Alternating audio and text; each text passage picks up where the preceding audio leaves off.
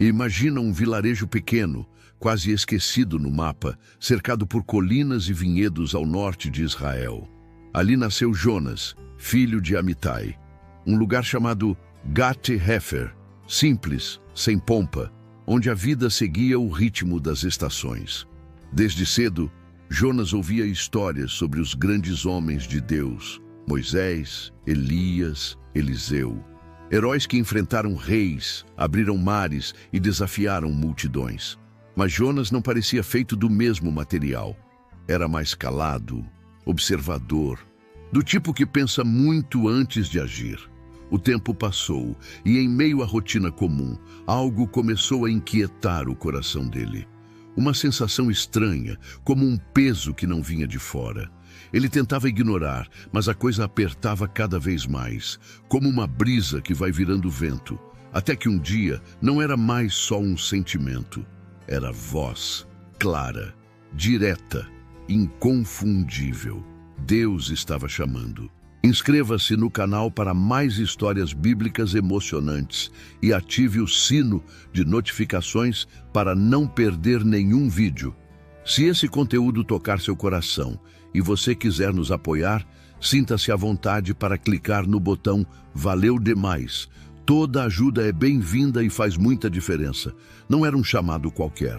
Não era para ir ao templo ou aconselhar vizinhos. Era para sair de casa, cruzar fronteiras e entregar uma mensagem numa cidade inimiga. Nínive, um nome que gelava de espinha. Eles não só odiavam Israel, eles eram cruéis, impiedosos, conhecidos por torturas e destruição. E Deus queria que Jonas fosse até lá, avisar que o juízo estava chegando. Ele ouviu, entendeu, mas não aceitou. Porque no fundo, Jonas não achava que Nínive merecia misericórdia. E talvez ele soubesse que Deus é do tipo que perdoa. E isso era difícil de engolir. Foi aí que, em vez de preparar a mochila e seguir o chamado, Jonas decidiu fazer o contrário. Arrumou um jeito de escapar. Pegou uma estrada que levava direto para o porto de Jope. Seu plano? Subir num navio e ir para Tarsis, o destino mais longe que encontrou. Longe do povo, longe do chamado, longe de Deus. Ou pelo menos era isso que ele achava. Se você gosta de histórias e é fascinado por profecias e mistérios do fim dos tempos, não perca nosso e-book Bem-vindo ao Apocalipse. Pegue seu exemplar agora mesmo no link na descrição do vídeo. O cheiro de sal e peixe podre enchia o ar no porto de Jope. Apressado, Jonas se misturava aos comerciantes, marinheiros e curiosos, tentando não chamar atenção. Cada passo parecia pesado, como se o chão quisesse segurá-lo. Mas ele não parou. Encontrou um navio prestes a zarpar para Tarsis, uma cidade distante no extremo oeste, tão longe quanto seus pés podiam levá-lo. Sem pensar duas vezes, pagou a passagem. Subiu a bordo com o coração apertado e o rosto virado para o chão. Lá no fundo, ele sabia que não dava para fugir de Deus. Mas às vezes, a gente se engana porque quer se enganar. E Jonas queria esquecer o que ouviu, esquecer Nínive, esquecer aquele chamado que o arrancava da zona de conforto. Enquanto o navio partia e as velas inflavam com o vento, ele desceu até o porão e se encolheu num canto escuro. Queria silêncio, queria sumir. Mas quando o coração está inquieto, nem o mar consegue acalmar. E foi então que o céu mudou de tom. Nuvens negras surgiram do nada. O mar, calmo como um espelho, virou um bicho furioso. Ondas gigantes batiam contra o casco do navio com força. A madeira rangia como se fosse quebrar. Os marinheiros, homens acostumados com tempestades, entraram em pânico. Jogavam carga no mar, gritavam por seus deuses, corriam de um lado para o outro. Mas nada adiantava, a coisa só piorava. Lá embaixo, no porão, Jonas dormia. Isso mesmo, dormia. Não porque estava em paz, mas porque estava exausto de lutar por dentro. Era um sono de fuga, daqueles que a gente afunda quando não quer encarar a realidade. Mas a tempestade não ia deixar barato. De repente, alguém desceu aos gritos, sacudindo Jonas pelos ombros. Ei! Como você consegue dormir? Levanta e clama ao seu Deus. Talvez ele nos salve. A partir daí, não dava mais para se esconder. Era hora de encarar o que vinha pela frente, e o mar ainda tinha muito a dizer. Jonas abriu os olhos no susto, ainda meio grogue, enquanto o navio balançava feito folha no vento. A água já invadia o convés e os trovões estouravam lá fora como tambores de guerra. Quando subiu para ver o caos, foi cercado por rostos apavorados, gente gritando, clamando por deuses com nomes estranhos. Um deles, suando frio, lançou a pergunta que ninguém queria fazer: quem é o culpado disso tudo? Decidiram lançar sortes, e o sorteio caiu justamente sobre Jonas. Silêncio.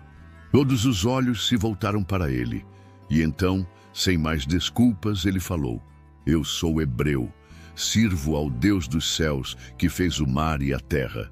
Estou fugindo dele. Foi como se tivesse jogado uma bomba ali no meio. Os marinheiros ficaram brancos. Fugir do Deus que fez o mar e se meter num navio era pedir para ser engolido pelo próprio erro. O vento uivava mais forte, as velas tremiam e o desespero virou decisão. O que devemos fazer com você para que o mar se acalme? Jonas nem hesitou. Me lancem no mar. Foi direto, como quem aceita a culpa e o castigo.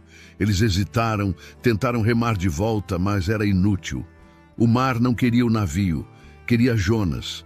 Então, depois de orar ao Deus que até então nem conheciam, os marinheiros o pegaram e o jogaram nas águas revoltas. No exato momento em que o corpo dele tocou o mar, tudo parou. O vento cessou. As ondas abaixaram. Silêncio. Lá embaixo, afundando no escuro, Jonas pensava que ali era o fim.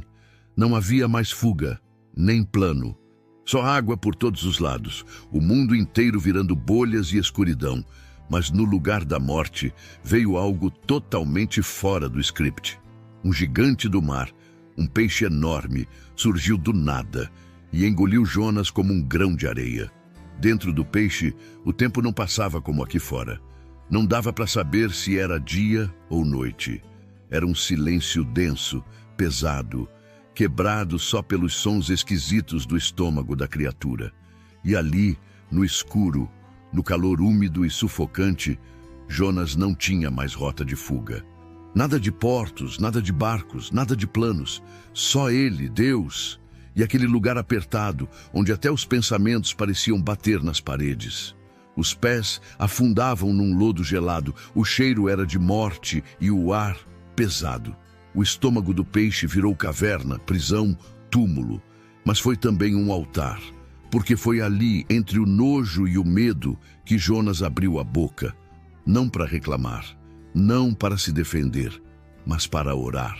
E não foi uma oração bonita, daquelas cheias de palavras certas. Foi um desabafo rasgado. Das profundezas do mundo dos mortos, eu gritei por socorro, e o Senhor me ouviu. Ele lembrou que, mesmo mergulhado na própria desobediência, ainda era ouvido. Mesmo no fundo do oceano, ainda era visto. A oração dele era uma mistura de gratidão e arrependimento, como se cada palavra carregasse o peso de tudo que tentou evitar. Enquanto falava com Deus, algo começou a mudar dentro dele. O orgulho foi derretendo, o medo virando fé. A cabeça já não queria discutir com Deus. O coração queria voltar, não só para a terra firme, mas para o propósito que ele tentou abandonar. No terceiro dia, sim, 3 dias ali dentro, o peixe começou a se agitar. Veio um giro, uma reviravolta, e de repente Jonas foi vomitado na praia com um bafo de peixe que ninguém esqueceria tão cedo. Coberto de gosma, deitado na areia, ele ainda tentava entender o que tinha acabado de acontecer. Mas antes que pudesse levantar e respirar fundo, a mesma voz que ouviu lá no começo falou de novo. E dessa vez não tinha mais como dizer não. A areia grudava na pele de Jonas como se quisesse avisar: você voltou. O corpo ainda doía. O cheiro de peixe não saía nem com o vento, mas ali estava ele, vivo. Atrás, o mar calmo como um espelho. À frente, um mundo inteiro esperando sua resposta. E então, de novo, a voz: levanta-te e vai a Nínive. Igual à primeira vez. Mesma ordem. Só que agora, Jonas não hesitou. Ele se levantou, caminhou. E a cada passo, o cenário mudava. Montanhas, desertos, cidades pequenas. Até que no horizonte surgiu Nínive, uma cidade imensa, assustadora, barulhenta. 3 dias de caminhada para atravessá-la. Era o centro do império. Tudo ali gritava poder. As muralhas, as torres, os guardas armados. Nada ali parecia aberto a arrependimento. Mas Jonas entrou assim mesmo, com as roupas sujas, a barba desgrenhada, a alma mexida. No primeiro dia, levantou a voz no meio da praça. Ninguém esperava ouvir aquilo de um estrangeiro. Daqui a 40 dias, Nínive será destruída. A frase cortou o ar como uma faca. Foi direta, sem rodeios. Ele não prometeu bênção, não ofereceu milagres, só lançou a verdade nua e crua. E o estranho é que funcionou. Pessoas pararam, ouviram, cochicharam entre si. E no segundo dia, a notícia se espalhou como fogo seco. A cidade inteira falava daquele homem magro, de olhos fundos, que veio do nada para avisar do fim. O boato chegou nos mercados, nos becos, nas casas dos ricos. E, por fim, no palácio real. O rei ouviu, e ao invés de rir ou mandar prender Jonas, fez algo que ninguém esperava. Se levantou do trono, tirou as vestes reais, vestiu pano de saco e sentou-se na cinza. Depois, decretou que todos, homens, mulheres, crianças e até os animais, jejuassem e clamassem a Deus. A cidade inteira, do alto ao mais simples, parou. Como se o coração de Nínive tivesse começado a bater diferente. E do céu, alguém estava ouvindo tudo. As ruas de Nínive, antes cheias de correria, ficaram em silêncio. Era como se até o chão soubesse que algo tinha mudado. Ninguém ria, ninguém vendia, ninguém brigava. Só se ouvia o som das pessoas chorando, orando, cobrindo o rosto com cinza. Os ricos tiraram as joias, os pobres deixaram de lado os problemas. Todo mundo igual. Até os bois e os carneiros ficaram sem comida, por ordem do rei. A cidade parou para se arrepender. E do lado de fora, de longe, Jonas viu tudo acontecer. Sentado numa colina com o olhar sério, ele esperava outra coisa. Esperava fogo, trovão, destruição. No fundo, ele queria ver Nínive pagar caro. Talvez não tivesse dito isso em voz alta, mas era o que sentia. Afinal, como aceitar que aquele povo cruel, que por tanto tempo fez Israel sofrer, ia simplesmente se ajoelhar, pedir perdão e pronto? Mas Deus viu o arrependimento. Não era teatro, não era fingimento, era sincero. Corações quebrados, orgulhos dobrados. E quando Deus viu aquilo, decidiu não destruir a cidade. Mudou de ideia, mostrou misericórdia. E foi aí que Jonas explodiu. O profeta que deveria estar feliz ficou furioso. Eu sabia, ele gritou. Sabia que o Senhor é misericordioso. Por isso eu fugi. Era como se ele dissesse: eu te conheço, Deus. Tu perdoa fácil demais. O irônico, Jonas estava bravo porque Deus fez exatamente o que ele mesmo tinha recebido, uma segunda chance. Mas quando foi com os outros, doeu aceitar. Cheio de raiva, ele saiu dali. Subiu um morro, montou um abrigo improvisado e ficou sentado, esperando. Talvez Nínive ainda fosse destruída. Talvez Deus mudasse de novo.